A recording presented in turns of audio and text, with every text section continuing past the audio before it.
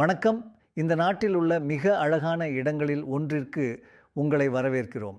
இது தென்மத்திய பீகாரில் உள்ள போத் கயா.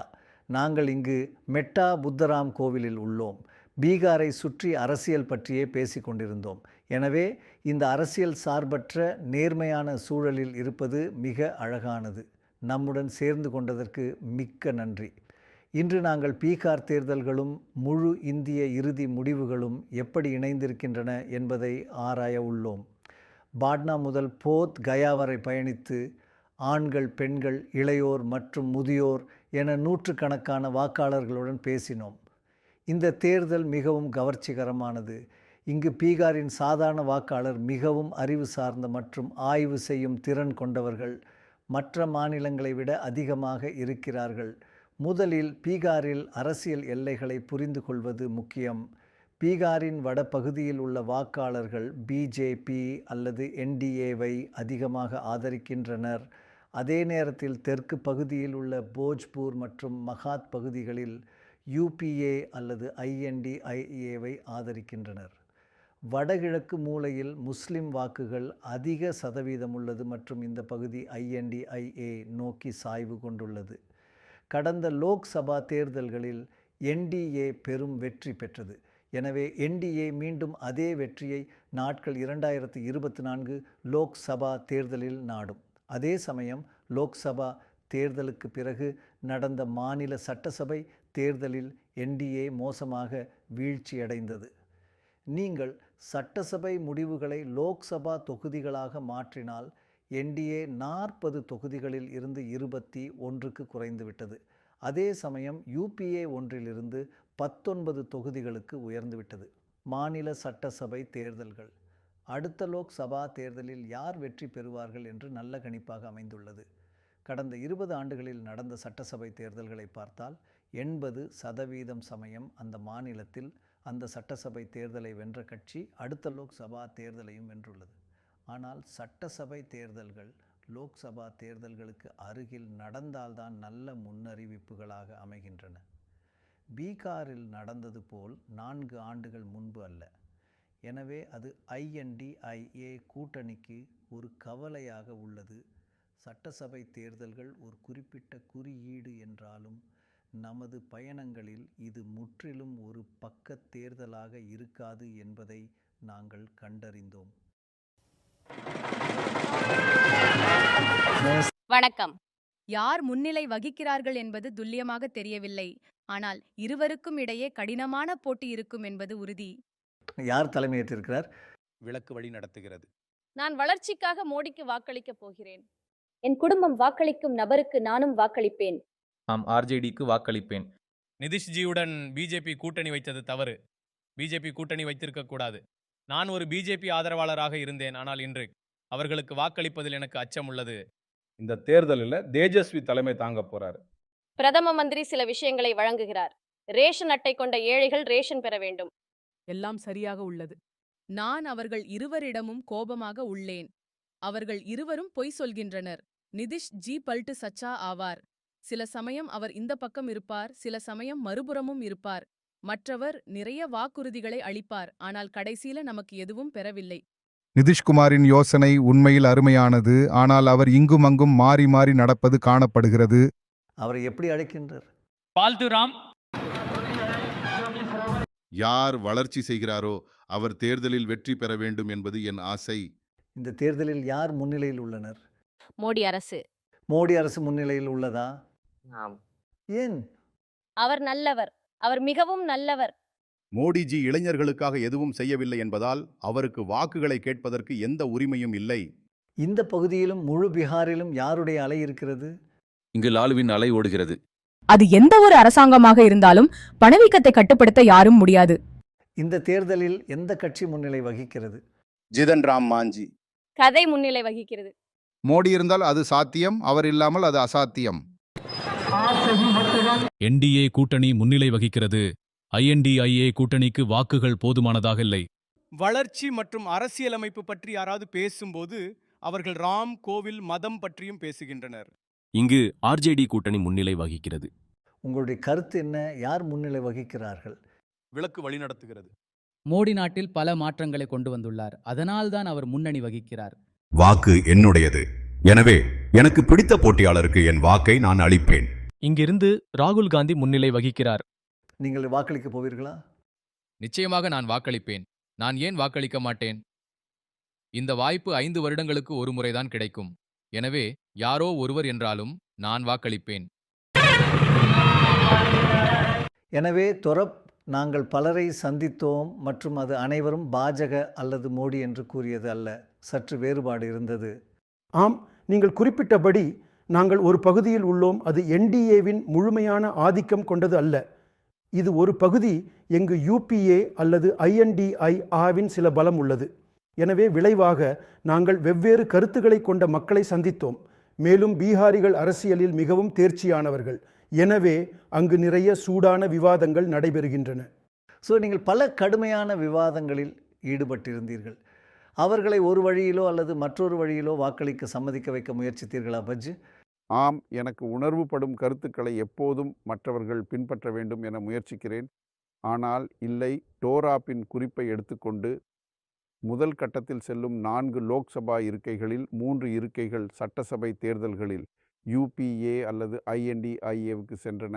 அனைத்து சட்டசபை நிகழ்வுகளையும் கூட்டினால் ஒரே ஒரு இருக்கை மட்டுமே பிஜேபிக்கு சென்றது. எனவே இது ஐஎன்டிஐஏவுக்கு மிக வலுவான பகுதியாகும். மீண்டும் என்டிஏவின் மிகப்பெரிய சொத்து நரேந்திர மோடியின் பிரபலமாகும். தேர்தலில் மோடி விளைவு முக்கியமானது. சட்டமன்ற தேர்தல்களில் மோடி காரணி அவசியமாக இல்லாத போது பிஜேபி சராசரியாக 34% வாக்குகளை வெல்கிறது. அதே மாநிலங்களில் லோக்சபா தேர்தல்களில் மோடி முக்கிய பிரச்சாரகராக இருக்கும்போது பிஜேபியின் வாக்கு சதவீதம் சுமார் 46% உயர்கிறது. இது மோடி விளைவு 12% அதிகரிப்பு என்பதை குறிக்கிறது. இது தேர்தல் முடிவுகளை நிர்ணயிக்கும் போது பெரிய அளவில் விளைவு கொண்டது. அந்த 12% அதிகரிப்புக்கும் 2019 லோக்சபா தேர்தல்களில் பிஜேபியின் பெரும் வெற்றிக்கும் மற்றொரு முக்கிய காரணி பங்களித்தது. அந்த மற்றொரு பெரிய காரணி புல்வாமா தாக்குதல் ஆகும். இது 2019 தேர்தல் கதையை முற்றிலும் மாற்றியது மற்றும் எதிர்க்கட்சிகளின் ஆவியை முற்றிலும் தொலைத்துவிட்டது. ஆனால் புல்வாமா எவ்வளவு முக்கியமானது? லோக்சபா இருக்கைகள் மற்றும் வாக்குகளிலிருந்து நகர்ந்து பிஜேபி வெல்லும் வாய்ப்பின் சதவீதத்தை பின்தொடரும்போது அது அற்புதமானது. புல்வாமாவுக்கு முன்பு பிஜேபி வெல்லும் சதவீத வாய்ப்பு உயர்ந்த 70%, மீண்டும் தேர்வாகும் வாய்ப்பு 70%. ஆனால் புல்வாமாவுக்கு பின்னர் அந்த 70% ஏறக்குறைய 90% உயர்ந்தது. வெல்லும் வாய்ப்பில் அற்புதமான 19% மேம்பாடு. நினைவில் கொள்ளுங்கள், இவை வாக்கு சதவீதங்கள் அல்ல, வெல்லும் வாய்ப்பின் சதவீதம். எங்கள் பகுப்பாய்வின்படி ஒருவர் சுமாராக மதிப்பிடலாம் என்றால் தூய்மையான மோடி விளைவு பிஜேபியின் வெல்லும் வாய்ப்பை சுமாராக 20% மேம்படுத்துவதாகும். மற்றும் புல்வாமா விளைவு மற்றொரு 20%. பிஜேபியின் வெல்லும் வாய்ப்பை ஒரு முன்கூட்டியே 90% வாய்ப்பாக உயர்த்துகிறது. எனவே டோராப், இந்த முறை புல்வாமா இல்லை என்றாலும் அயோத்தி உள்ளது. அயோத்தி புல்வாமாவை போன்ற தேர்தல் விளைவை கொண்டிருக்குமா என்று உங்களுக்கு தோன்றுகிறதா? அயோத்தி மற்றும் புல்வாமா இடையே 2 பெரிய வேறுபாடுகள் உள்ளன. புல்வாமா சம்பவம் தேர்தலுக்கு முன்பு நடந்தது. அது ஒரு 9 வருடம் போன்றது. எனவே அதன் பலன் உடனடியாக கிடைத்தது. தேசிய அவசர காலத்தில் அந்நாள் அரசாங்கத்திற்கு மக்கள் உதவ முன்வந்து நிற்கின்றனர். ராமர் கோவில் பிரச்சனை நீண்ட காலமாக காய்கறிக்கப்பட்டு வந்துள்ளது. அது ஜனவரி மாதத்தில் திறக்கப்பட்டது. எனவே அதன் விளைவு இருக்கலாம். ஆனால் ஒரு துப்பாக்கி ஷாட் சுடப்படுவது போல் உங்களுக்கு தெரிந்த அதிர்ச்சியூட்டும் சக்தி வாய்ந்த விளைவு போன்று இல்லை. பஜ், நீங்கள் மக்களிடம் பேசும்போது அயோத்தியா பெரிய ஊக்குவிப்பு சக்தியாக இருந்ததா அல்லது அவ்வளவு அல்லவா என்று கண்டுபிடித்தீர்களா? மக்கள் அயோத்தியை குறிப்பிட்டார்கள் என எனக்கு தோன்றுகிறது. ஆனால் நான் டோராப்புடன் ஒப்புக்கொள்கிறேன். அது அந்த அர்த்தத்தில் ஒரு இயக்குந்திரன் அல்ல. ஆனால் நீங்கள் பிரதம மந்திரியின் உரையையும் மக்கள் பிரச்சாரம் செய்வதையும் பார்க்கையில் அவர்கள் மதத்தையும் ராம் மந்திரையும் பயன்படுத்துவதையும் ராம் நவமியும் எல்லாம் நீங்கள் அறிந்திருக்கிறீர்கள். பீகாரின் அரசியல் தற்போது ஒரு பெரிய மாற்றத்தை காண்கின்றது. பழைய காவலர்களிலிருந்து தேஜஸ்வி யாதவ் ஸ்ராக் பாஸ்வான் மற்றும் சம்ராட் சௌத்ரி போன்ற புதிய இளம் தலைவர்கள் பக்கம் மாறி வருகிறது. அவர்களில் ஒருவர் பிஜேபியின் பீகாரின் துணை முதல்வர் ஆவார். நாங்கள் அவர்களில் ஒவ்வொருவரிடமும் பேசினோம். ஒருவரை விட அதிக கவர்ச்சியாக இருந்தனர். ஆனால் முதலில் ஏன் பழைய காவலர்கள் இன்னும் பொருத்தமாக இல்லை? துரதிர்ஷ்டவசமாக முதலில் பிரபல தலைவர் ராம்விலாஸ் பாஸ்வான் காலமானார். நிதிஷ்குமார் அவரை நாங்கள் சந்தித்து உள்ளூர் ஜேடியு அலுவலகத்தில் கண்டோம். மிகவும் பலகீனமாக தெரிந்தார். மேலும் லாலுவிடம் சென்றோம். அவர் மிக கடுமையாக நோயுற்று இருந்தார். ஆனால் பழைய காவலர்களில் மிஸ்டர் மோடி இருக்கிறார்.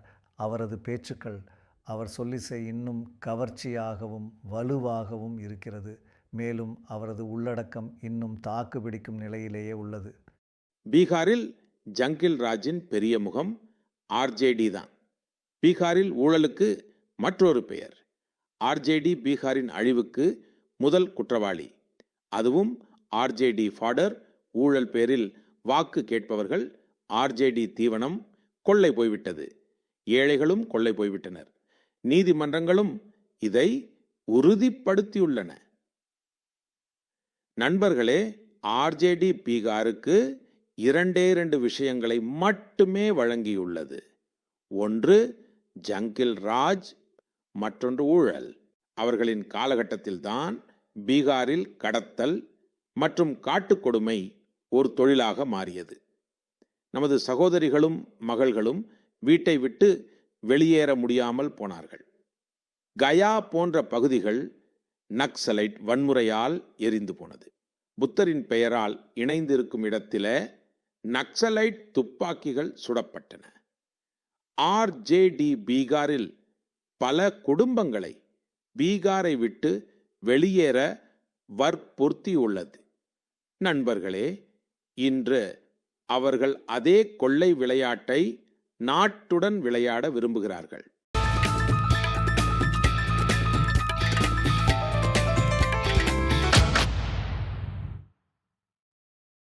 மோடியும் லாலுவும் இடையேயான பழைய போராட்டம் இன்றும் தொடர்கிறது.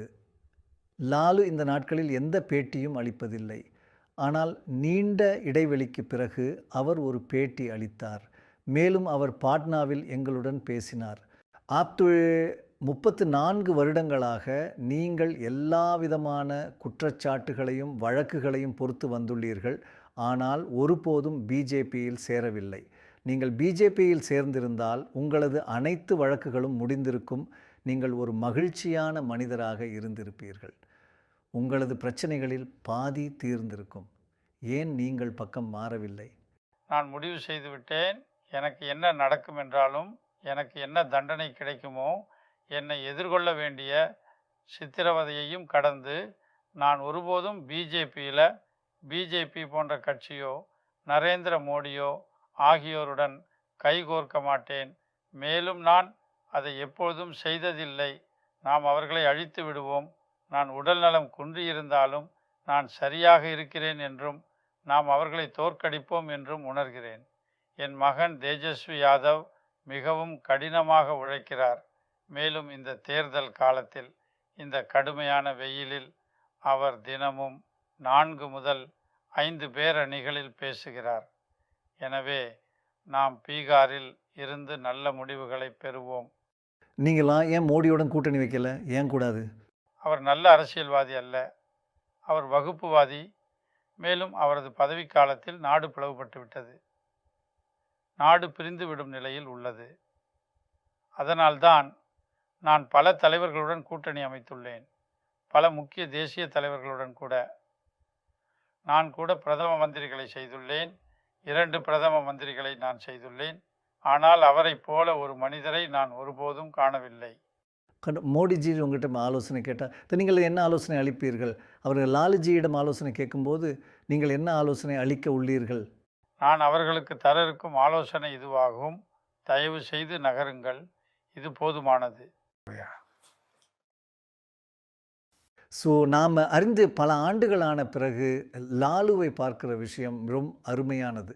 அவர் உங்களுடன் தனது வீட்டில் ஒரு பசுவை பால் கறந்த இளமை காலங்கள் இல்லை. நான் நினைக்கிறேன் அவர் பலவீனமாக இருந்தார். உண்மையில் நாம் எதிர்பார்த்ததை விட அவர் மிகவும் சிறப்பாக உள்ளார். உண்மையில் அவர் அப்படியே இருந்தார். அவர் தெளிவாக இருந்தார். அவர் முழுவதுமாக சாதாரண நிலைக்கு திரும்பிவிட்டார். மோடி மற்றும் லாலு இடையே இந்த ஆக்கிரமிப்பு இன்று வரை நீடிப்பது பற்றி நீங்கள் என்ன உணர்ந்தீர்கள்? நல்ல வேளை அது நீண்ட காலம் பின்னோக்கி செல்கிறது. அவர் அவரை வெளியேற்ற விரும்புவதாக அவர் தனது அறிக்கையில் மீண்டும் கூறியுள்ளார். ஆனால் அவர் பிரசாரத்தை தொடங்கப் போவதாகவும் கூறினார். அவர் அவ்வாறு செய்துள்ளார். கேள்வி என்பது அவர் அதே அளவில் தாக்கம் உண்டாக்கி பிரசாரம் செய்ய முடியுமா அவர் விரும்புவது போல்? மோடி மற்றும் லாலு இடையேயான எதிர்மறையான போக்கை மோடியின் உரையில் ஜங்கிள் ராஜ் மற்றும் ஊழல் என்று எத்தனை முறை கூறுகிறார் என்பதில் காணலாம். மேலும் அது லாலு மற்றும் ராப்ரி மாநிலத்தை ஆண்ட காலத்தை குறிப்பிடுகிறது. இன்று இளம் வாக்காளர்கள் என்பவர்கள் என்டிஏவின் பெரும் வெற்றியை மேலும் முன்னேற்றுவதில் முக்கிய பங்கு வகிக்கின்றனர். நாடு முழுவதும் நடைபெற்ற 2019 ஆண்டு தேர்தலில் முதிய வாக்காளர்கள் என்டிஏற்கு பெரும் சாய்வை அளித்தனர். இளம் வாக்காளர்களின் பிஜேபிவிற்கான சாய்வை விட கிட்டத்தட்ட 2 மடங்கு அதிகம். இளம் வாக்காளர்களின் சாய்வு சுமார் 5% இருந்தது. அதே சமயம் பிஜேபிவிற்கு முதிய வாக்காளர்களின் சாய்வு 9% உயர்ந்திருந்தது.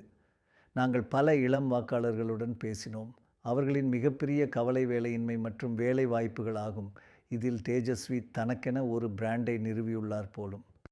கடந்த மாதம் நாங்கள் நரேந்திர மோடியின் முகம் சார்ந்து பிஜேபிக்கு வாக்களித்திருந்தோம். ஆனால் இப்போது நம்பிக்கை முறிந்துவிட்டது. இந்த முறை நாங்கள் ராகுல் காந்திக்கு வாக்களிக்க உள்ளோம். இந்த முறை நாங்கள் மாற்றத்திற்காக வாக்களிக்க உள்ளோம். ஏனெனில் அரசாங்கம் இளைஞர்களுக்காக அதிகமாக செயல்படவில்லை. மாற்றத்தினாலே இங்கே வந்துவிட்டது. ஆமா, அது மாற்றத்தினால. இது உங்கள் இண்டுதற்கு மட்டுமா அல்லது முழு பிராந்தியமும் பாதிக்கப்பட்டுள்ளதா? இல்லை, இப்போது நீங்கள் மகத மண்டலத்தின் முழுவதையும் சுற்றி பார்க்க போகிறீர்கள். அது பற்றி ஒரு கருத்து கிடைக்கும். குமார் சர்வஜித் அந்த இருக்கையிலிருந்து வெற்றி பெறுகிறார். இளைஞர்களிடம் நீங்கள் கேட்கையில் அவர்கள் மாற்றம் நடைபெற வேண்டும் என்பார்கள். தற்போது வெளியிடப்பட்டுள்ள தேர்தல் அறிக்கையில் இளைஞர்களுக்கான எதுவும் இல்லை. நான் இன்னும் வேலையின்றி உள்ளேன். தற்போது நான் ஒரு முதுநிலை மாணவன். நான் 4ஆம் பருவத்தை முடித்துவிட்டேன்.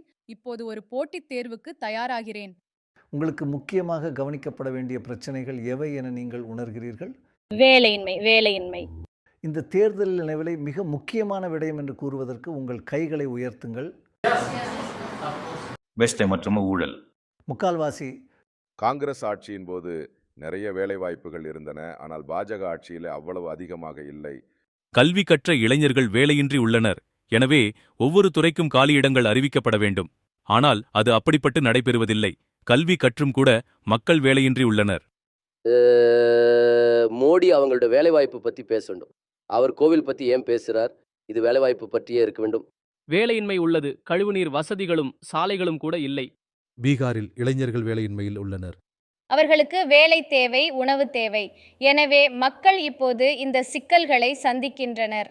மேலும் இந்த வளர்ச்சியின் அலை அரசாங்கத்தை அழுத்தம் செய்யும். அவர்கள் வெறும் ஜாதி அடிப்படையில் போராட முடியாது. ஏதோ ஒரு உண்மையான முன்னேற்றத்தை செய்ய வேண்டியிருக்கும். இங்கு வேலையின்மை ஒரு பெரிய பிரச்சனையாக உள்ளது. பல வேலை தேடி நமது சகோதரர்கள் பீகாரை விட்டு வெளியேறுகின்றனர். இந்த அரசின் ஆட்சி காலத்தில் நான் வேலையின்மையையும் பணவீக்கத்தையும் மட்டுமே கண்டிருக்கிறேன். நாங்கள் பிஜேபியின் இளம் தலைவர் சம்ராட் சௌதரியை சந்தித்தோம். அவர் தற்போது பீகாரின் துணை முதல்வராக உள்ளார். என் கருத்தில் பீகார் இடைவிடாது முன்னேறி வருகிறது. ஆனால் மற்ற மாநிலங்கள் முன்னேறும் விதத்தில் பீகார் அதே வேகத்தில் முன்னேறவில்லை. நாம் உள்கட்டமைப்பு துறையில் மிகவும் பலகீனமாக உள்ளோம். எனவே முதலில் நாம் உள்கட்டமைப்பு மீது கவனம் செலுத்தினோம். பீகார் ஒரு மாநிலமாகும். அங்கு பட்ஜெட்டின் 95% நாம் அரசு, மத்திய அரசு அல்லது மாநில அரசு மீது சார்ந்திருக்கிறோம். ஏனெனில் நமக்கு சொந்த வருவாய் இல்லை. பீகார் பிரிக்கப்பட்ட போது பெரும் வருவாய் அமைப்பு ஜார்க்கண்டுடன் சென்றது. ஏனெனில் அவர்களிடம் மிகுதியான பட்ஜெட் இருந்தது. மேலும் அதற்கு முன்பு எந்த திட்டமிடலும் செய்யப்படவில்லை. லாலுவின் ஆட்சியில் நடந்த தவறு என்னவெனில் அவர் திட்டமிடவில்லை. அது முழுக்க பாடல் மற்றும் நடனம் மற்றும் அவர்களின் ஆட்சி குறித்து மட்டுமே இருந்தது. அவர்கள் ஏழைகளுக்காக வேலை செய்கிறோம் என்று கூறினார்கள். ஆனால் உண்மையில் அவர்கள் ஒரு விஷயத்திற்கு மட்டுமே வேலை செய்தார்கள். அதைவிட அவர் ஒன்றும் செய்யவில்லை. அவர் தனது கோட்பாடுகள் மற்றும் கருத்துக்களின் பின்னணியில் அரசியல் செய்தார். நேபாளத்தின் நீர் பீகாருக்கு ஒரு சாபமாக உள்ளது. எனவே வட பீகாரில் கட்டுமானத்திற்கு முன்னுரிமை அளிக்கப்படுகிறது. இப்போது நாம் இரட்டை இயந்திர சர்க்காரை அமைத்துள்ளோம். இதனால் வட பீகாரில் மூடப்பட்டிருந்த 9 சர்க்கரை ஆலைகளை மீண்டும் தொடங்க முடிந்துள்ளது. மேலும் இது எத்தனால் ஆலை அடிப்படையில் உள்ளது. நாம் விவசாய நிலங்களிலிருந்து வீணாகும் பொருட்களை பயன்படுத்த முடியும். ஆனால் என் நம்பிக்கையில் பீகார் மாறிவிட்டது மற்றும் எதிர்காலத்தில் மேலும் மாறும். பீகார் முன்னேறும். நான் உங்களுக்கு ஒரு விஷயத்திற்கு உத்தரவாதம் அளிக்கிறேன். அடுத்து 20 ஆண்டுகள் நான் சுறுசுறுப்பான அரசியலில் இருப்பேன் மற்றும் இந்த 20 ஆண்டுகளில் பீகார் இந்தியாவின் முன்னணி மாநிலங்களில் ஒன்றாக இருக்கும். மொத்தத்தில் இந்த இளைஞர்கள் செய்திருக்கிற மாற்றம் ஒரு பெரிய விஷயமாகும். ஆம், அதுபோலவே நீங்கள் வேறு விதங்களிலும் காண்கிறீர்கள். உதாரணமாக ராஜீவ் பிரதாப் ரூடி, ரவி சங்கர் பிரசாத் போன்றவர்களுக்கு சீட்டுகள் வழங்கப்பட்டுள்ளன. ஆனால் இப்பொழுது அவர்கள் விளையாட்டிலிருந்து வெளியேறிவிட்டார்கள். 20 வருடங்களாக பார்லிமெண்டில் அரசியலில் இருந்தவர்களை மிஸ்டர் மோடி மெதுவாக ஓய்வு பெறச் செய்கிறார். எனவே நீங்கள் 3 கட்சிகளிலும் 40 அல்லது 50 வயதில் உள்ள ஆண்களை முன்னிறுத்துவதை காண்கிறீர்கள். இது ஒரு இளைஞரின் போராட்டம் போல உள்ளது. பழைய காலத்தில் இருந்தது போல ராம் விலாஸ் பஸ்வான், நிதிஷ்குமார் மற்றும் லாலு போன்றவர்களுடன் இந்த இளைஞர்களுக்கு வாக்காளர்களோடு ஒரு தொடர்பு உண்டு. அதன் காரணம் பீகாரில் வாக்காளர்களின் பெரும் பங்கு இளைஞர்களே ஆவார்கள். உண்மையில் நாங்கள் தேஜஸ்வியின் பிரச்சாரங்களுக்கு சென்றபோது கடந்த முறையும் இந்த முறையும் கூட்டம் அவரை நோக்கி உணர்ச்சி வசப்படுகிறது. அவரால் தூண்டப்படுகிறார்கள். அவர் ஹெலிகாப்டரில் இறங்கும்போது அவரை பின்தொடர்ந்து ஓடுகிறார்கள். அவர்கள் நீங்கள் அறிந்திருப்பீர்கள் ஆதரவு. மேலும் அவர் தற்போது கட்சியின் முகமாக மாறிவிட்டார் என்று போலும். நான் நினைக்கிறேன் உண்மையில் அவர்கள் அனைவரும் 25 ஆண்டு சட்டமன்ற தேர்தலுக்காக தயாராகிறார்கள். அந்த மூவரும் அந்த தேர்தலின் முகங்களாக இருப்பார்கள். பீகாரில் நடைபெறும் இந்த தேர்தலில் மிக முக்கியமான ஒரு காரணி பெண்களின் வாக்காகும். பீகாரில் பெண்களின் வாக்குப்பதிவு ஆண்களின் வாக்குப்பதிவை விட மிகவும் அதிகமாக உள்ளது. ஆண் வாக்காளர்களின் வாக்குப்பதிவு சுமார் 55% என்றால் பெண் வாக்காளர்களின் வாக்குப்பதிவு அதற்கு 5% அதிகமான 60% உள்ளது. இது முக்கியமாக பீகாரை விட்டு வேறு மாநிலங்களில் வேலை செய்ய செல்ல நேரிடும் பல ஆண் குடியேறிகள் தேர்தல் நாளில் பீகாருக்கு திரும்ப முடியாததால் கூட உள்ளது. பெண்களின் வாக்குப்பதிவில் அதிக சதவீதம் தெளிவாக அனைத்து அரசியல் கட்சிகளும் பெண்களுக்கான திட்டங்களில் கவனம் செலுத்துவதற்கு ஒரு பிரதான காரணமாகும். அது குறித்து நேரம் வந்துவிட்டதும் கூட. நாடு முழுவதும் பெண்களின் வாக்கு குறித்து பார்க்கையில் பாரதிய ஜனதா கட்சிக்கு தெளிவான முன்னுரிமை இருக்கிறது. ஆண்களிடையே பாரதிய ஜனதா கட்சிக்கு இருந்த சுழற்சி 2% மட்டுமே ஆகும். அதே சமயம் பெண் வாக்காளர்களிடமிருந்து பாரதிய ஜனதா கட்சிக்கு அதிலிருந்து இரட்டிப்பு அதிகமான 5% சுழற்சி உள்ளது. பீகாரில் பல பெண்களிடம் பேசிய நாங்கள் இந்த தேர்தலில் அவர்களுக்கு முக்கியமான விவகாரங்கள் மற்றும் காரணிகள் குறித்து அவர்களின் கருத்துக்களை புரிந்து கொள்ள முயன்றோம். முன்பு பீகாரினோட நிலை எப்படி இருந்தது என்றால், நாம் நமது வீடுகளிலிருந்து வெளியே கால்பட முடியாத அளவுக்கு இருந்தது. ஆனால் கடந்த 10 ஆண்டுகளில் நடந்த பணிகள் அவ்வளவு அதிகம். இப்போது நாம் வீடுகளிலிருந்து வெளியே கால் வைக்க முடியும். நாம் நம்மை பிரதிநிதித்துவப்படுத்திக் கொள்ள முடியும். இப்பொழுது கிராமங்களில் தண்ணீரும் மின்சாரமும் உள்ளன, சாலைகளும் கட்டப்பட்டுள்ளன. நான் பீகாரில பாதுகாப்பாக உணர்கிறேன். இப்போது பீகாரின் நிலை ரொம்ப சிறப்பாக உள்ளது. இப்ப பெண்கள் இரவு நேரத்துல கூட வெளியே செல்ல முடியும். நாங்கள் ரவுடிகளிடம் பயப்படுவதில்லை. முன்னைய காலங்களை விட இப்போது எனக்கு மிகவும் நல்லதாக உணர்கிறேன். ஏனெனில் விளக்குகள் மற்றும் சாலைகள் கட்டுமானங்கள் காரணமாக நான் வளர்ச்சி நிகழ்ந்துள்ளதை கண்டுள்ளேன். பெண்கள் படிக்க வெளியே செல்கின்றனர். பள்ளிகள் மீண்டும் உயிர்ப்புடன் இயங்கத் தொடங்கியுள்ளன. இந்த அதிகமான பெண்கள் தலைமை வகித்து தங்களையே பிரதிநிதித்துவம் செய்ய வேண்டும் என்று நான் நினைக்கிறேன். இந்த கடந்த 3 அல்லது 4 ஆண்டுகளில இது மிகவும் வளர்ச்சி அடைந்துள்ளது என்று எனக்கு தோன்றுகிறது. அனைத்தும் நல்லது. பள்ளி மற்றும் நல்ல கல்வி இருக்க வேண்டும். பெண்கள் அதிக பிரதிநிதித்துவம் பெற்றுள்ளனர். மேலும் இதுபோன்று எதிர்காலத்திலும் நடைபெறும் என்று நம்புகிறோம். நமக்கு திறமையான மருத்துவர்களை வேண்டும். அதுக்கு மேம்பட்ட கல்வி முறை அவசியம். இங்கு அதிக வாய்ப்புகளை உருவாக்க வேண்டும் என நான் கூற விரும்புகிறேன். பிற மாநிலங்களைச் சேர்ந்த மக்கள் தங்களுடைய ஸ்டார்ட் அப்புகளை நிறுவுகின்றனர். ஆனால் பீகாரின் மக்கள் அதை செய்ய தயங்குகின்றனர். அவர்கள் அரசு வேலையை முன்னுரிமையாக கருதுகின்றனர். டோராப் நம்ம சுற்றிய போது நீங்கள் பல பெண் வாக்காளர்களிடம் பேட்டி எடுத்தீர்கள். அவர்கள் மிகவும் தீவிரமாக இருந்தனர். அவர்கள் நாங்கள் சுதந்திரமாக வாக்களிக்கிறோம், எங்கள் கணவர்கள் என்ன சொல்கின்றனர் என்பதை நாங்கள் கவனிப்பதில்லை என்று கூறினர். ஆனால் அந்த பெண் வாக்காளர்கள் ஆண்களை விட பாரதிய ஜனதா கட்சியின் பக்கம் சற்று சாய்ந்திருந்தனர் என்று உங்களுக்கு கண்டுபிடிக்க முடிந்ததா? அல்லது கூறுவது கடினமாக இருந்ததா? இது ஒரு நியாயமான அனுமானம் என்று நான் நினைக்கிறேன். ஆனால் நீங்கள் அறிவீர்கள், வியூகத்தில் பாஜகவுக்கு கை கொடுக்க வேண்டியதுதான். அது ஒரு காலத்தில் பனியா கட்சியாக இருந்தது, பின்னர் ஓபிசி கட்சியாக, அதன் பின் ஜாதவ் இல்லாத ஓபிசி கட்சியாக மாறியது. அவர்களை வெற்றி பெற வைத்தனர். பின்னர் அவர்கள் உணர்ந்தனர் இங்கு ஒரு பெரிய வங்கி இருப்பதை. மேலும் அனைவரும் அதை நினைத்தனர் என்று. பெரிய பெண்கள் வங்கி நீங்கள் அறிந்திருப்பீர்கள். முதலில் பொருள்களை நேரடியாக பெண்களுக்கு வழங்க தொடங்கியவர்கள். அது சமையல் அடுப்புகளாக இருந்தாலும் சரி, அவர்களின் கணக்கில் நேரடியாக பணமாக இருந்தாலும் சரி, அவர்கள் அதை உணர்ந்து அது குறித்து ஏதோ செய்துள்ளனர். எனவே நான் நினைக்கிறேன் அவர்கள் அதிலிருந்து பயனடைந்து வருகின்றனர். அது நம்ம அனைவரும் அவர்களிடம் எரிவாயு, தண்ணீர் உள்ளது என்பதை பேசுவதாக நினைக்கிறேன். அதாவது இங்குள்ள கிராமங்களில் கூட குழாய் தண்ணீர் கிராமத்திற்குள் வருவதை குறித்து அறிந்திருக்கிறீர்கள். இது என்ன அர்த்தம் என்றால், கிராமத்து பெண்ணுக்கு தலையில் தண்ணீர் சுமந்து வீட்டுக்கு கொண்டு வர வேண்டிய அவசியமில்லை மற்றும் அவர்கள் ரேசன் பெறுவதை பற்றி பேசுவது. அந்த ரேசன் விஷயம் ஒரு பெரிய காரணியாக உள்ளது. உண்மையில் ஒரு வகையில் நிதிஷ் பெண் மாணவிகளுக்கு இலவச சைக்கிள்களை வழங்கியதன் மூலம் பெண்களை நேரடியாக பார்க்க ஆரம்பித்தார். அது பெரிய தாக்கத்தை உண்டாக்கியது. ஆனால் இங்கு முக்கியமான விஷயம், அவர்களுக்கு ரேஷன் கிடைக்கும்போது அதை மோடி வழங்கினார் என்று கூறுகின்றனர். ஊழல் நடக்கும்போது அது மோடியின் குற்றம் அல்ல, அது உள்ளூர் குற்றம் என்று கூறுகின்றனர். எங்களுக்கு ரேஷன் அட்டை இல்ல, அது என்னென்று எனக்கு தெரியல. சில விஷயங்கள் இருக்கின்றன. சில விஷயங்கள் இல்லையா? சில கிராமங்களில் மக்களில் பாதியினருக்கு ஆவணங்கள் சீராக்கப்பட்டுவிட்டன, மற்றவர்களுக்கு இன்னும் செய்யப்படவில்லை. அதில் பாதி மக்களுக்கு அனுமதிக்கப்பட்டுள்ளது, மற்றொரு பாதி அனுமதிக்கப்படவில்லை. சரி, இங்கே நிறைய ஊழல் உள்ளது. ஏராளமான மோசடிகள். எங்களுக்கு ஆவணப்பணிகள் தெளிவாகவில்லை, எனவே நாங்கள் பெறுவதில்லை. ஒரு வீட்டிற்கு என்ன தேவை? ஒன்று காலனி அனுமதி, அதற்கு வார்டு அலுவலருக்கு பணம் கொடுக்க வேண்டும், அப்போதுதான் அனுமதி கிடைக்கும், இல்லையேல் அவர்கள் நிறுத்தி விடுவார்கள். இது ஊழல். கோப்புகளை நகர்த்த அவர்களுக்கு பணம் வேண்டும். எனவே இது மோடிஜி அவர்களின் குறைபாடு அல்ல. இந்த அளவில்தான் பிரச்சனை உருவாகிறது. இங்கு அரசு இது குறித்து கடுமையாக இல்லை. அவருடைய உணவு வழங்குகிறார். நீங்கள் அறிந்திருப்பீர்கள், மத்தியில் உள்ள மக்கள் எடுத்துவிட்டால் அவரால் டெல்லியில் அமர்ந்தபடியே அதை பற்றி எதுவும் செய்ய முடியாது. பீகாரில் இந்த திட்டத்திலிருந்து 36 லட்சம் வீடுகள் கட்டப்பட்டுள்ளன என்று நீங்கள் அறிவீர்கள்.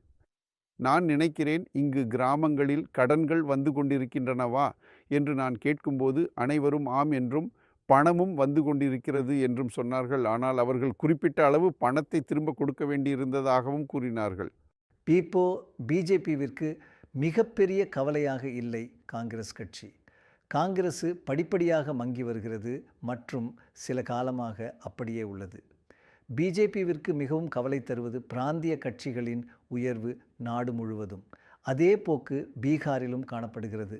இந்தியாவில் மாநில அரசியல் முனைப்பு முக்கியமாக லோக்சபா மற்றும் சட்டமன்ற அளவில் காணப்படுகிறது. பிராந்திய கட்சிகளின் வளர்ச்சியையும் தேசிய கட்சிகளின் சரிவையும் மாநில சட்டமன்ற அளவில் கவனியுங்கள். அது அற்புதமானது. தேசிய கட்சிகள் மற்றும் பிராந்திய கட்சிகளின் அதிர்ஷ்டங்களில் தெளிவான கூர்மையான மாற்றம் உள்ளது. தேசிய கட்சிகள் கடுமையாக சரிந்துவிட்டன. அதே சமயம் பிராந்திய கட்சிகள் அதே அளவில் வியக்கத்தக்க வேகத்தில் உயர்ந்துள்ளன. இது லோக்சபா அளவிலும் உண்மையே. ஆனால் 1952 முதல் நடைபெற்ற முதல் தேர்தல்களிலிருந்து ஒரு திருப்பம் கொண்டுள்ளது. பிஜேபிவின் உயர்வை கவனியுங்கள். அது மேலும் மேலும் முக்கியமான தேசிய கட்சியாக மாறியது. அதே சமயம் காங்கிரஸின் பயங்கர சரிவு நிகழ்ந்தது. அதுவும் ஒரு தேசிய கட்சியாகும், அது கீழே சென்றது. 1952 முதல் ஒரு தேசிய கட்சியின் உயர்வு மற்ற தேசிய கட்சியின் சரிவின் காரணமாகவே அமைந்துள்ளது. பிராந்திய கட்சிகளுக்கான ஆதரவு குறைவதால் அல்ல. உண்மையில் பிராந்திய கட்சிகள் காலப்போக்கில் படிப்படியாக வளர்ந்து வருகின்றன. மாநில அரசியல் மையவாதத்திற்கு அடிபணியவில்லை. இந்த போக்கு பீகாரிலும் தெளிவாக உள்ளது. அங்கு ஆதிக்கம் செலுத்தும் கட்சிகள் பிராந்திய கட்சிகளே. நிதிஷ்குமாரின் ஜேடியு மற்றும் லாலு மற்றும் தேஜஸ்வி யாதவின் ஆர்ஜேடி. இதில் கூடுதலாக ஒரு உயரும் இளம் பிராந்திய தலைவராக ஸ்ராக் பஸ்வான் தினமும் ஆதரவு பெறுகிறார். நாங்கள் பீகாரின் அடுத்த தலைமுறையான ஸ்ராக் பஸ்வானுடன் பேசினோம். ஸோ நாங்கள் உங்கள் அப்பாவை பார்க்க மற்றும் அவருடைய நேர்காணல் செய்ய வந்து கடினமான நேர்காணல்களை அவருக்கு அளித்தோம். மேலும் நீங்கள் எப்போதும் அங்கே இருந்தீர்கள். அவர் சில முக்கிய கருத்துக்களை கூறியதாக நீங்கள் இப்போது நினைவு கூர்கிறீர்களா? அது அனைத்தும் அர்த்தமுள்ளதாக தோன்றுகிறதா? ஆம், நீங்கள் அறிவீர்கள். என்னுடைய பொருள் ஒருவர் அவரிடம் கேட்டிருந்தால், அதாவது அவர் எவ்வாறு உங்களை வடிவமைக்கிறார், மீண்டும் நீங்கள் அறிவீர்கள். மேலும் அவர் எதிர்காலத்திற்கான அரசியல் யோசனைகள் என்ன கொடுக்கிறார் என்பது போன்ற விஷயங்கள். அவரிடம் ஒரு பிரபலமான வரி இருந்தது. அவர் அதை அடிக்கடி மறுபடியும் சொல்லுவார், மீன்களுக்கு நீந்துவது எப்படி என்பதை ஒருபோதும் கற்பிக்கப்படுவதில்லை என்று. அது எனக்கு நிறைய நம்பிக்கை அளித்தது. ஏனெனில் அவர் தவறுகள் செய்ய எனக்கு அந்த இடத்தை அளித்தார். நீங்கள் அறிவீர்கள். மேலும் அவர் எப்போதும் காகித எடை போன்றிருப்பேன் என்று கூறுவார். நீங்கள் சென்று உங்கள் வேலையை செய்யுங்கள், தவறுகள் செய்தாலும் அதை பராமரிக்க நான் இருப்பேன் என்று. நீங்கள் அறிவீர்கள். இது ஒன்று அவரின் பின்னர் நான் மிகவும் மிஸ் செய்கிறேன். ஒரு கேள்வி பற்றி. நிதிஷ், இங்கு ஆட்சியிலிருந்து 20 ஆண்டுகள் ஆகிவிட்டன. அதில் பெரும்பாலும் உங்கள் அனைவருடனும் இருந்துள்ளார். இந்த காலகட்டத்தில் பீகார் உண்மையில் போதுமான வளர்ச்சியை கண்டுள்ளதா என்று நீங்கள் உணர்கிறீர்களா? நான் உண்மையில் நம்புகிறேன். எப்போதும் மேம்படுத்துவதற்கு வாய்ப்பு உள்ளது. எப்போதும் எப்போதும் எப்போதும் மேம்படுத்துவதற்கு வாய்ப்பு உண்டு மற்றும் மிகவும் சிறப்பாக செய்யப்பட்டிருக்கலாம். இதை நான் மிக நேர்மையாக கூறுகிறேன். அதை கூறியதும் ஆம், என் மாநிலத்தின் நிலையை நான் நம்புகிறேன். மேலும் இப்போது அதை நான் மேலும் நம்புகிறேன். ஏனெனில் இப்போது அதை நான் தொடர்பு படுத்தி கொள்ள முடியும். மற்றும் என் பிரதம மந்திரி இரட்டை இயந்திர அரசு பற்றி பேசும்போது இப்போது அது என்ன பொருள் என்பதை நான் அறிவேன். ஒரு நாடாளுமன்ற உறுப்பினராக இருந்து நானும் இதை எதிர்கொண்டிருக்கிறேன். ஏனெனில் நீண்ட காலமாக என் மாநிலத்தில் எதிர்க்கட்சியில் இருந்தேன். மத்திய அரசில் அரசுடன் இருந்த போதிலும் என் மாநிலத்தில் எதிர்க்கட்சியில் இருந்தேன். அது எனக்கு பல சவால்களை தந்தது தெரியுமா? அது என் அஜெண்டாவை, என் பிரச்சனைகளை செயல்படுத்த எனக்கு பல சிக்கல்களை தந்தது தெரியுமா? நீங்கள் அறிந்திருப்பீர்கள், உங்களுடைய எதிர்க்கட்சி தலைவராக தேஜஸ்வி உள்ளார். அவர் ஒரு காலத்தில் உங்களைப் போன்றே மிகவும் இளமையானவர். தெரிந்திருக்கும் அவருக்கு இப்போது அரசு அனுபவம் கிடைத்துள்ளது. இது அவரை ஒருமேலும் பலமான எதிரியாக மாற்றுகிறதா? நான் அது முக்கியமானதா என்று தெரியாது. நான் என்னை பற்றி நம்பிக்கையுடன் உள்ளேன். மேலும் எந்த அரசியல் பதவியையோ அல்லது மற்ற எந்த பதவியையோ நான் எண்ணுவதில்லை. என் போராட்டம் தொடங்கிய போது, ஐயா, உண்மையில் சொல்கிறேன், நான் எங்கே செல்வது என்பது கூட தெரியாமல் இருந்தேன். 21 ஆண்டின் ஜூன் மாதம் 13ஆம் தேதி இந்த போன்ற ஒரு மாலையில் கட்சியில் பிளவு ஏற்பட்ட போது, குடும்பத்தில் பிளவு ஏற்பட்ட போது, நீங்கள் அறிவீர்கள், என்னை எனது சொந்த குடும்பத்திலிருந்து வெளியேற்றப்பட்டேன். நேபோ கிட் என்று எனக்கு புகார் அளிக்கப்பட்டது.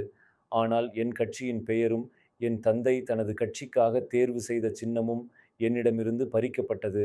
நான் புதியதொரு தொடக்கத்திலிருந்து தொடங்கினேன். என்னுள் கொண்டிருந்த நம்பிக்கையை மட்டும் நினைத்து கொண்டே புதியதொரு தொடக்கத்திலிருந்து தொடங்கினேன். நீங்கள் அறிவீர்கள், என்னுள் கொண்டிருந்த அந்த நம்பிக்கை மற்றும் மீண்டும் ஒரு வரியை சொல்கிறேன். அப்பா என்னிடம் கூறியதை கூறாமலேயே அவர் எவ்வளவு என்னை கற்றுக் கொடுத்தார் என்பதை உணர்த்துவார். நீங்கள் அறிவீர்கள், அவர் கடினமான காலங்களில் உங்களுக்கு சுற்றிலும் நடக்கும் விஷயங்கள் புரியாவிட்டால் மக்களிடம் சென்று அவர்களிடம் அணுகுங்கள் என்று கூறுவார். நீங்கள் அறிவீர்கள், அவர்களிடம் சென்று அவர்களிடம் அணுகுங்கள், அவர்கள் உங்களுக்கு வழிகாட்டுவார்கள். அதனாலே டோரா, ஸ்ராக் பஸ்வானை பற்றி உங்கள் எண்ணம் என்ன? மிகவும் நேர்மையானவரும் திறந்த மனதுள்ளவரும் அல்லவா? ஆம், எனக்கும் அதே போல் தோன்றுகிறது. மேலும் நீங்கள் அறிந்திருப்பீர்கள், அவர் ஏற்கனவே தனது மாமாவுடன் ஒரு போராட்டத்தை சந்தித்துள்ளார். எனவே அவரும் தேஜஸ்வி இப்போது சோதிக்கப்பட்ட நபர்கள். அவர்கள் வெறும் இளம் பையன்கள் என்று நீரில் எரியப்பட்டவர்கள் அல்ல. அவர்கள் சோதிக்கப்பட்டுள்ளனர். அவர்கள் போராடி ஏதோ ஒன்றை அடைந்துள்ளனர். எனவே நான் நினைக்கிறேன் அவர்கள் அடுத்த தலைமுறையின் போருக்கு உண்மையில் தயாராக உள்ளனர். ஆனால் ஜேடியு ஒரு அமைப்பை உருவாக்கவில்லை. அங்கு ஒரு தெளிவான தலைவர் இருந்தது. நிதிஷ் குமாரிடமிருந்து பதவியை ஏற்கக்கூடியவர் இல்லை. அவர் மிக நீண்ட காலம் 20 வருடங்களுக்கும் மேலாக முதல்வராக இருந்து வருகிறார். ஸ்ராக் பஸ்வான் எதிர்கொண்ட விஷயங்களில் ஒன்று அவரது தலைவர் நிதிஷ்குமார் குறிப்பிட்ட சற்று கேலி சொல்லான குறிப்புகள் குடும்ப அரசியல் என்று குறிப்பிடுவது. மேலும் அவர் உண்மையிலேயே குடும்ப அரசியல் செய்வதாக உள்ளார். மேலும் நான் நினைக்கிறேன் அவருக்கு அது சற்றும் பிடிக்கவில்லை அல்லவா? இல்லை, ஆனால் எனக்கு அவரை பற்றி பிடித்திருந்தது.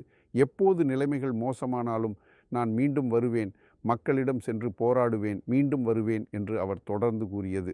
மேலும் அவர் தனது தந்தையின் உண்மையான வாரிசு என்று பிஜேபி அங்கீகரித்துள்ளதும் அவரது மாமா மற்றும் மாமனார் அல்ல என்பதை அவர் நிரூபித்துள்ளார் என்று நான் நினைக்கிறேன்.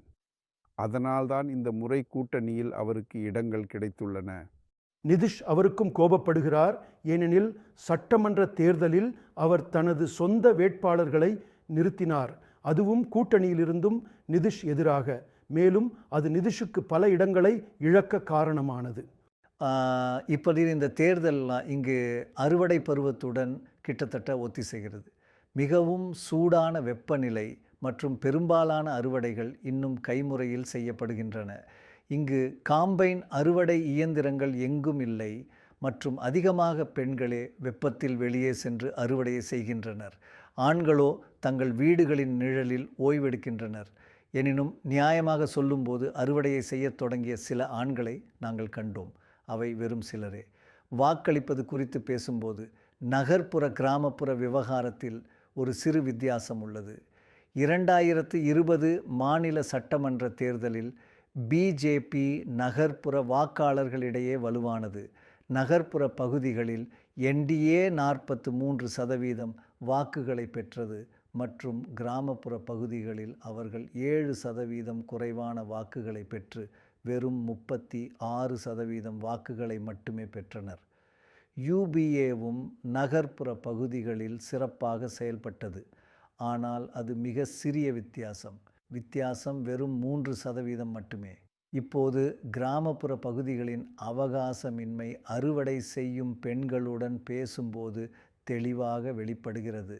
அவர்களின் வாழ்க்கை மிகுந்த வறுமை மற்றும் கடினங்களில் மூழ்கியது. காலையில் நீங்கள் இங்கே எப்போது வருகிறீர்கள்? நான் காலை 8 மணி முதல் 10 மணி வரை வேலை செய்கிறேன். சரி, காலை 8 மணி முதல் 10 மணி வரை. மாலை பற்றி என்ன? மாலையில் நான் 3 மணிக்கு முதல் 6 மணிக்கு வரை வேலை செய்கிறேன். வேலை செய்கிறது பெண்கள் மட்டுமா? ஆம், ஆண்களும் கூட வேலை செய்கின்றனர். ஆனால் கிளங்கோங்க ஆண்கள் வேலை பண்ணுறதை நான் காணலை. உங்களோட கணவர் என்ன பண்ணுறாரு? அவர் ஒரு கூலி தொழிலாளியாக பணிபுரிகிறார். நீங்கள் படிக்கிறீங்களா? நான் 11ஆம் வகுப்பில் படிக்கிறேன். நீங்கள் 11ஆம் வகுப்பில் இருக்கிறீர்கள். அதன் பின்னர் நீங்கள் என்ன செய்ய போகிறீர்கள்? நான் நீட் தேர்வு எழுத விரும்புகிறேன். அவர் எப்படி செய்வார்? அவரது கனவுகளை நாங்கள் எப்படி நிறைவேற்ற முடியும்? எங்களிடம் பணம் இல்லை. அப்படியானால் நாங்கள் அதை எப்படி செய்வோம்? பெரும்பாலும் பெண்களே வேலை செய்கின்றனர். ஆண்கள் அவ்வளவு வேலை செய்வதில்லையா? பெண்கள் அதிகமாக வேலை செய்கின்றனர். எப்படி? நான் இங்கே மதியம் 3 மணிக்கு வருகிறேன் மற்றும் இரவு 7 மணிக்கு விடை பெறுவேன். நீங்கள் இந்த அனைத்து வேலைகளையும் செய்வீங்களா? ஆம். நீங்கள் இதை எத்தனை மாதங்களில் முடிப்பீங்கள்? இதை இன்றிரவே முடித்து விடுவேன். நீங்கள் சோர்வடையவில்லையா? நான் என்ன செய்வது? உணவுக்காக பணம் சம்பாதிக்க விவசாய தோட்டத்தில் ஒரு கூலி தொழிலாளியாக வேலை செய்ய வேண்டியிருக்கிறது. நீங்கள் சோர்வடைகிறீர்களா? நான் முழு நாளும் வேலை செய்து களைத்து விடுகிறேன். உங்கள் வேலை நேரங்கள் என்ன? நான் இங்கே காலை 3 மணிக்கு வருகிறேன். காலை 3 மணிக்கா? ஆம், அதிகாலை 3 மணிக்கோ அல்லது 4 மணிக்கோ. மேலும் நாங்கள் இரவு 8 மணிக்கு திரும்புகிறோம். இரவு இருட்டின் போது மணி 8 அளவில் நீங்கள் திரும்புகிறீர்களா? அறுவடை காலம் முடிந்த பின்னர் நீங்கள் என்ன செய்வீர்கள்? நாம் வீட்டில் தங்க வேண்டும். நீங்கள் வேற எந்த வேலையும் பண்ணுறீங்களா? சம்பாதிப்பது கடினமா? நான் வேலை பெற்றா நிச்சயமாக நான் வேலை செய்வேன். என்ன விதமான வேலை? தினக்கூலி தொழிலாளி. இதிலிருந்து நீங்கள் எவ்வளவு சம்பாதிக்கிறீர்கள்? நாம் கோதுமை மற்றும் அரிசி பங்குகளை பெறுகிறோமா? எனவே இவை அனைத்தையும் முடித்துட்டு நீங்கள் வேலை செய்து முடிக்கும்போது பின்னர் நான் 20 கிலோகிராம் எடுப்பேன். நம்ம வேலை செய்யாவிட்டால் உணவு எப்படி கிடைக்கும்? நாங்கள் 4 சகோதரர்களும் சகோதரிகளும் ஆகியோர். நான் மட்டுமல்ல, அவர்களும் கல்வி கற்க வேண்டும். நாங்கள் மிகவும் ஏழைகள். விரைவில் நாம் பயிர் செய்ய இடங்களை இழக்கப் போகிறோம். கட்டிடங்கள் கட்டப்பட்டு வருகின்றன. அப்போது நாம் கோதுமை போன்றவற்றை அறுவடை செய்ய முடியாது. ஒரு பைக்குட்டி உரத்தின் விலை 400 ரூபாய் ஆகும். அதிலும் முன்பு நாம் 50 கிலோகிராம் உரம் பெற்று வந்தோம். ஆனால் இப்போது அது 45 கிலோகிராம் மட்டுமே. விவசாயி என்பதன் என்ன பயன் இருக்கிறது? நான் ஒரு தொழிலாளி, கிசான் மஜ்தூர். இந்த வயல்களைத் தவிர என்னிடம் வேறு எதுவும் இல்லை. நான் சம்பாதிக்க வேண்டும், மேலும் உணவு பெறுவதை உறுதி செய்ய வேண்டும். நீங்கள் உங்களை ஒரு விவசாயியாக பதிவு செய்யவில்லையா? நான் படிவத்தை நிரப்பிவிட்டேன், ஆனால் அது அங்கீகரிக்கப்படவில்லை. எனக்கு என்ன பிரச்சனை என்று தெரியவில்லை மற்றும் அதை சரி செய்ய எங்கு செல்வது என்றும் தெரியவில்லை. நாம் இங்கே உள்ள வேலையை விட்டுவிட்டு அலுவலகங்களில் சுற்றித் திரிந்தால் நாம் என்ன சாப்பிடுவோம்? சரி, மோடிஜி நல்ல வேலை செய்திருக்கிறார், பேசுறது நல்லதாக இருந்தது. நீங்கள் அந்த மக்களையும் அங்கு வெயிலில் உழைக்கும் பெண்களையும் கண்டீர்கள். அவர்கள் வெறும் வாடகையாளர்கள் மட்டுமே. அவர்கள் வெட்டியதில் ஒரு பகுதியை மட்டுமே பெறுகின்றனர்.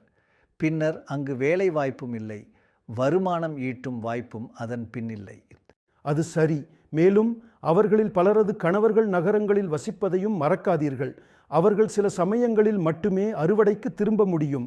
அனைவரும் ஒரே நேரத்தில் திரும்ப முடியாது. எனவே சிலர் அறுவடைக்கு பஞ்சாப் செல்கின்றனர். எனவே இங்கிருந்து பஞ்சாபுக்கு குடியேற்றம் உண்டு. ஆகையால் பெண்களுக்கு இது கடினமானது என நான் நினைக்கிறேன். உண்மையிலேயே அவ்வாறு உள்ளது.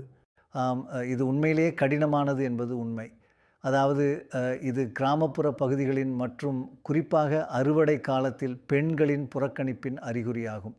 ஆம், அதாவது ஆண்கள் வயல்களில் இருந்த போதிலும் அறுவை செய்து கொண்டிருந்தது பெண்களே. அந்த ஆண்கள் வேலை என்பது அந்த பொருள்களை மட்டுமே சேகரிப்பதுதான். மேலும் ஒரு இயந்திரம் அங்கு இருந்து அதை உடைக்கும் பணியை செய்து கொண்டிருந்தால் அதை பயன்படுத்தியது ஆண்களே. அவர்கள் கண்காணித்து வந்தனர். அதுவே ஆண்கள் செய்ய வேண்டியதுன்னா கண்டிப்பாக இல்லை. நான் நினைக்கிறேன் பட்ஜ் சொல்வது என்னவெனில், இது கிராமப்புற பகுதிகளை மட்டுமல்லாமல் பெண்களையும் குறிப்பாக அவர்களை கவனிப்பதில் கவனக்குறைவு காட்டுவதாகவும், மேலும் அறுவடை காலத்தில் இது வெளிப்படையாகவும் துயரமாகவும் தெரிவது வருத்தம் அளிக்கிறது. நாங்கள் பேசிய மூன்றாவது இளைய தலைவர் தேஜஸ்வி யாதவ், லாலுவின் மகன். ஆனால் அவர் தனியாக ஒரு அரசியல் பிராண்டாக தெரிவது தெளிவு. குறிப்பாக தென் பீகாரில் அவர் நிதிஷ் மற்றும் மோடிக்கு முக்கிய எதிர்ப்பாக கருதப்படுகிறார். ஏனெனில் அவர் துணை முதல்வராக இருந்தபோது வேலை வாய்ப்புகளில் அதிகமாக செய்து காட்டியதாக கருதப்படுகிறார். வேலைவாய்ப்பு, எதிர்காலம், பணவீக்கம், ஊழல் பற்றி பேசுபவர் தேர்தலில் முன்னிலை பெறுவார். ஆர்ஜேடி வேலையின்மையை நீக்கும், ஏனெனில் அவர்கள் 5 மாதங்களில் 17 லட்சம் வேலைவாய்ப்புகளை வழங்கியிருந்தனர். நிதிஷ்குமாரின் ஆதரவுடன் அதிகாரத்திற்கு வந்த லாலு பிரசாத்தின் மகன் தேஜஸ்வி யாதவ், என் கருத்துப்படி அவர் தேர்தல்கள் காரணமாக மட்டுமே வேலைகளை வழங்கினார்.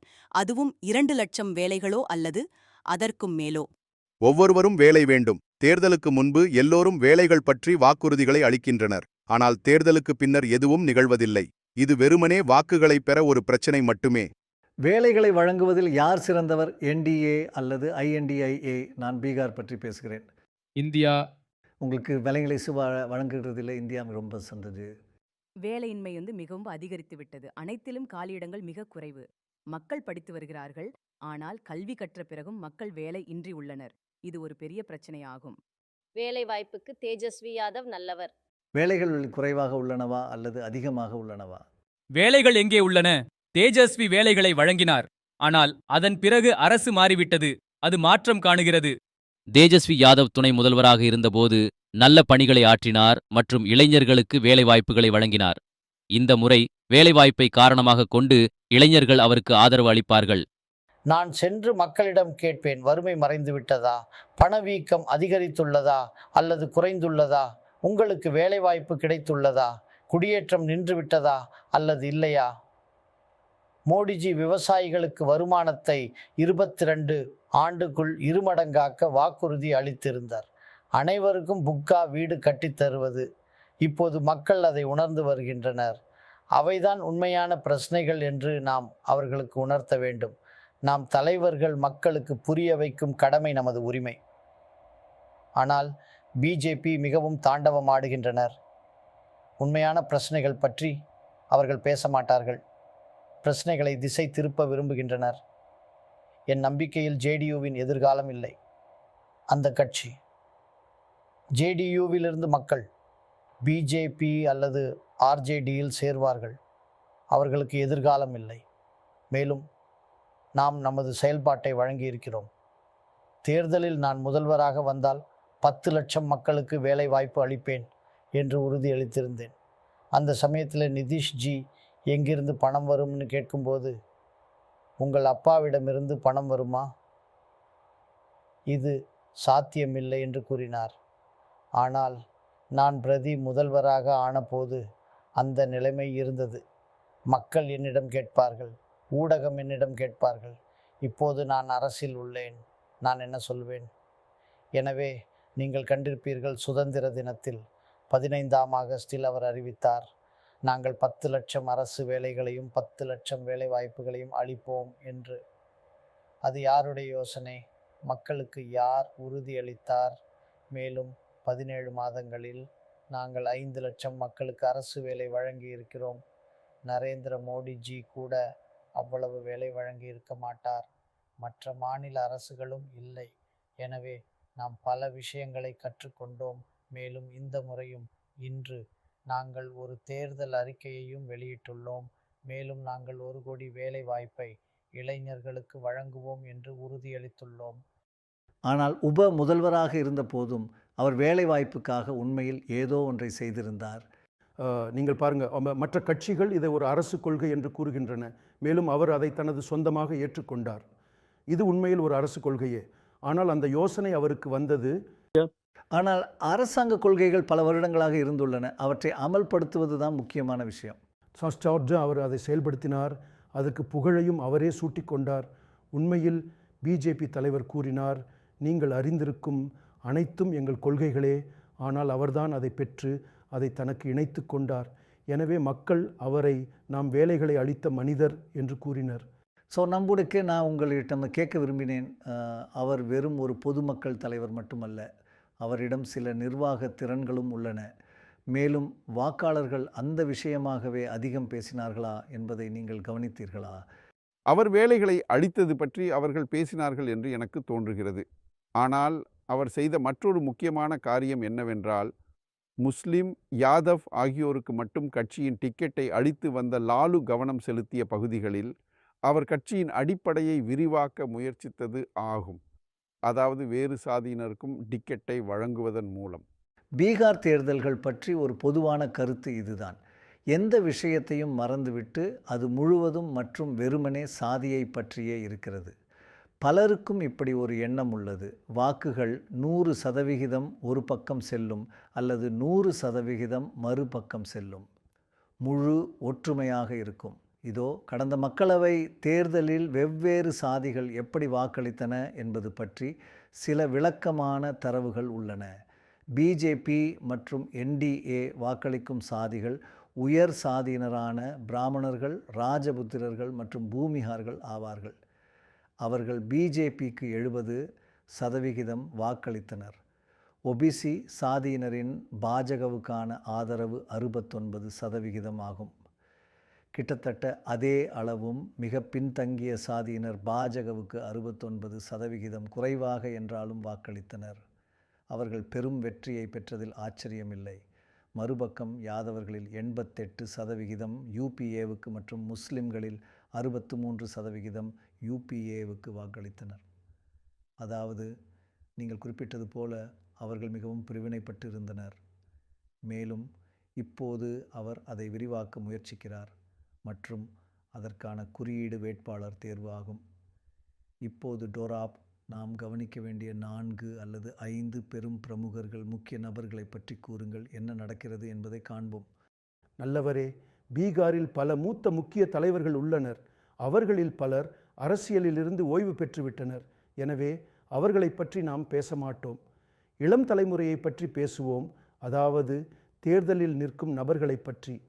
ஹாஜிபூரிலிருந்து சிராக் பஸ்வான், அவரது தந்தையின் தொகுதி.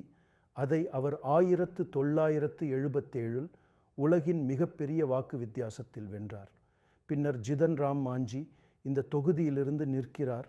அரசியலில் எங்கும் பயணித்தவர். முதல்வராக 8 அல்லது 10 மாதங்கள் இருந்தார். நிதிஷ்குமார் லோக்சபாவில் அவரது செயல்பாடு மிகவும் மோசமாக இருந்ததாக உணர்ந்து அவரை பொறுப்பேற்றுவித்தார். எனவே ஜிதன் ராம் மாஞ்சி உள்ளார். கடந்த முறை அவர் தோல்வியுற்ற யூபிஏ அணியுடன் இருந்தார். இந்த முறை NDA அணியுடன் வெற்றி பெறும் நம்பிக்கையில் உள்ளார். பின்னர் கிரிராஜ் சிங் உள்ளார். கடந்த முறை கன்ஹையா குமாருடன் போட்டியிட்டார். அமைச்சரவையில் மூத்த அமைச்சர். அதன்பின் R.K. சிங் இந்த மாநிலத்திலிருந்து வந்த IAS அதிகாரி. அவர் IAS வேலையை விட்டுவிட்டு அரசியலில் சேர்ந்து அமைச்சராக உள்ளார். இறுதியாக லாலு பிரசாத் யாதவின் 2 மகள்கள், அதாவது ஒன்றில் 2 உள்ளனர்.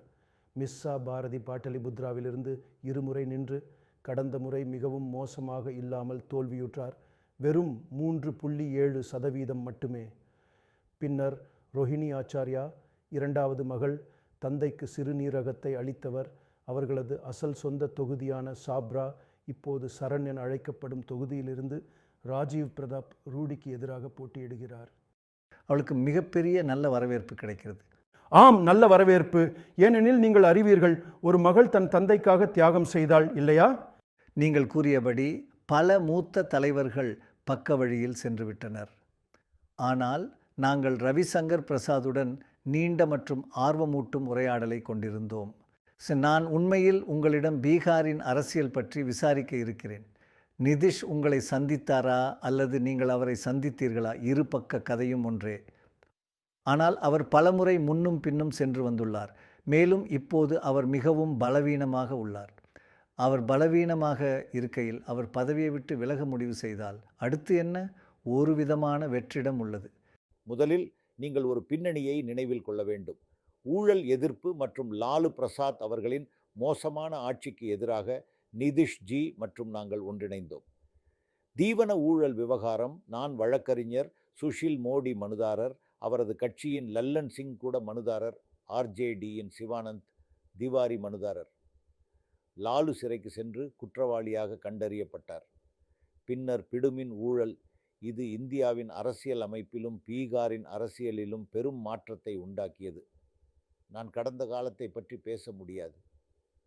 யதார்த்தம், நிதிஷ்குமார் அவரிடம் சென்று மீண்டும் எங்களிடம் வந்து மீண்டும் அவரிடம் சென்றார். நாம் நிகழ்காலத்தை கவனிக்க வேண்டும். டாக்டர் ராய், உங்களிடம் ஒரு கருத்து உள்ளது. நிதிஷ் காலத்திற்கு பின் என்ன நடக்கும்? இது ஒரு கற்பனைக்குரிய கேள்வி. எங்களுக்கு ஒரு கற்பனையான பதிலை அளிக்க முடியுமா? ஆம், கற்பனையான பதிலை நான் அளிக்க முடியாது. நிதிஷ்ஜி அங்கு உள்ளார். அவரது கட்சியை பற்றி அவர் என்ன முடிவெடுக்கிறார், யார் வருகிறார் என்பது போன்ற நாங்கள் JDUவுடன் மிகவும் நட்புறவுடைய உறவை கொண்டிருக்க இருக்கிறோம். அவர்கள் எங்களிடம் வந்துள்ளனர். மேலும் BJP JDU இணைந்து சேர்ந்து பெரிய இடம் பிடிப்பதற்கு விசாலமான வெளிச்சம் உள்ளது. அவர் முதலமைச்சராக நீண்ட காலம் பணியாற்றியுள்ளாரா? பல மக்கள் கூறுவது என்னவென்றால், நிறுவன வாழ்க்கையில் கூட 10 வருடங்களுக்கு பின் ஒருவர் சொரிந்து போவார். அவரும் ஒரு சாதாரண மனிதர் போல். கணிப்பு குறித்து உங்கள் ஆர்வம் தீர்ந்து விட்டதா? அவருக்கு 30 வருடங்களுக்கு முன்பே சக்தி தீர்ந்து விட்டது. அப்படி 30 வருடங்களுக்கு முன்பு நீங்கள் வித்தியாசத்தை கண்டுபிடிக்க முடியாது. எனது கருத்து என்னவென்றால், அரசியலில் பாருங்கள், எர்டோகன், துருக்கியை பாருங்கள். ஒரு வருடம் பொறுப்பை தாங்குவது என்பது மிகப்பெரிய பொறுப்பு என்பது மனித இயல்பு. அது ஒரு நபருக்கு மீது அழுத்தத்தை ஏற்படுத்தும். அவ்வளவு எளிதான விஷயம். மேலும் அவர் இப்போது கிட்டத்தட்ட 20 வருடங்களாக அங்கு உள்ளார். நீங்கள் பாருங்கள், நாம் தெளிவாக கொள்வோம். ஒன்று மிகவும் தெளிவு. நிதிஷ்குமார் குறைந்தது அவருடைய காலமான 25 முதல் 25 வரை, 21, 22, 29 அவர் பெரும்பான்மையுடன் வென்றார். அது அவர் சட்டம் ஒழுங்கு மற்றும் பிற வளர்ச்சி பணிகளில் ஆற்றிய நல்ல பணிகளால் RJD மற்றும் எங்களுக்கிடையே பின்னோக்கி முன்னோக்கி நிகழ்ந்துள்ளது. அதை நான் மறுக்க முடியாது. ஆனால் புதிய தொடக்கம் செய்யப்பட்டுள்ளது. நிதிஷ்குமாருக்கு பின் அவருடைய கட்சியின் நிலை என்ன ஆகும் என்பதை இன்றைக்கு நான் யூகிக்க முடியாது. அது அவரும் அவருடைய கட்சியும் எடுக்க வேண்டிய முடிவு. இறுதியில் அடிப்படை என்ன? இந்த முறை பீகாரில் யார் வெற்றி பெறுகிறார்கள்? கருத்து கணிப்புகள் என்ன கூறுகின்றன? கருத்து கணிப்புகளின் மொத்த சராசரிப்படி பீகாரில் NDA அமைப்பு 40 இடங்களில் 33 இடங்களை வென்று தெளிவான வெற்றியை பெறுவதாக கணிப்பு வெளியிடப்பட்டுள்ளது. அதுவே போல் ஆஃப் போல்ஸ். இந்தியா முழுவதும் நடத்தப்பட்ட கருத்து கணிப்புகளின் அச்சுறுத்தல் சாதனை என்பது அவை 73% நேரத்தில் வெற்றியாளரை சரியாக கணித்துள்ளன. குறிப்பிட்ட காலம் இன்னும் செல்ல வேண்டியுள்ளது. மேலும் கருத்து கணிப்பாளர்கள் கடைசி நேர மாற்றம் என்று அழைக்க விரும்பும் ஒரு வாய்ப்பு எப்போதும் உள்ளது. எந்த வழியிலும். டோராப், ஆம், நீங்கள் சொல்வது சரி. ஏனெனில் மோடி அவர்கள் காலம் சில நேரமாக தனது கட்சிக்கு மட்டும் 370 இருக்கைகள் பெறுவதாக எதிர்பார்க்கிறார். மேலும் கூட்டணிக்கு 400க்கும் மேல் இருக்கைகள் என்றும் கூறி வருகிறார். அது நிச்சயமாக ஒரு பெரும் விஷயம்தான். அவர்களுக்கு பீகார் மிக முக்கியமானது. அதாவது உத்தரப்பிரதேசத்திற்கு பின்னர் இங்கு அவர்கள் அதிகபட்ச இடங்களை வென்றிருக்கின்றனர். 40ல் 39. ஆம். அவர்கள் முன்னோக்கி வைத்துள்ள 370 இலக்கை அடைய விரும்பினால் அவர்கள் எதையும் இழக்க முடியாது. சரி, இதுவரை பீகார் கவுன்டவுன் நிகழ்ச்சி. நாங்கள் இந்தியா முழுவதும் உள்ள மற்ற மாநிலங்களின் கவுன்டவுன்களுடன் மீண்டும் வருவோம். மீண்டும் எங்களுடன் சேர்ந்திடுங்கள். இன்று எங்களுடன் இருந்ததற்கு நன்றி. பீகாரின் குழந்தைகள் பற்றிய உண்மையை காட்டும் ஒரு உரையாடலை உங்களுக்கு விட்டுச் செல்கிறோம். இதோ பூஜா. அவள் வெப்பமான வயல்களில் பயிர்களை அறுவடை செய்து கொண்டிருந்தாள். அவள் குடும்பத்தின் வறுமை, அவள் கடினமான வாழ்க்கை மற்றும் அவள் தினமும் சந்திக்கும் சிரமங்களுக்கு எதிராக பூஜா நேர்மறையாகவும் புத்திசாலித்தனமாகவும் மேலும் பீகாரின் மக்கள் இந்த நாட்டில் சிறந்தவர்கள் என்பதற்கு அற்புதமான உதாரணமாகவும் திகழ்கிறாள்.